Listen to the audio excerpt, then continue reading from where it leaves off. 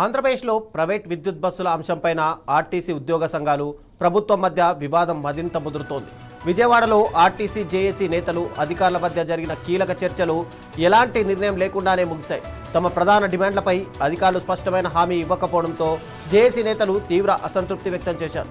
ముఖ్యంగా private electric బస్సుల ప్రవేశంపైన ప్రభుత్వం అనుసరిస్తున్న వైఖరిని వారు తీవ్రంగా తప్పుపట్టారు.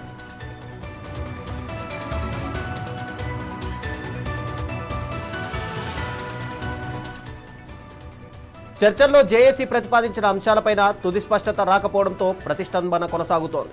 ఉద్యోగుల ప్రయోజనాలు, ఆర్టీసీ భవిష్యత్తును దృష్టిలో ఉంచుకొని ప్రభుత్వం సానుకూల నిర్ణయం తీసుకోవాలని జేఏసీ నేతలు డిమాండ్ చేశారు. ప్రభుత్వం నుంచి స్పష్టమైన హామీలు వచ్చే వరకు తమ ఉద్యమ కార్యాచరణ కొనసాగుతుందని ప్రకటించారు. దీంతో రాష్ట్రంలో ఆర్టీసీ ఉద్యోగుల ఆందోళన మరింత ఉధృతమయ్యే అవకాశాలు కనిపిస్తున్నాయి.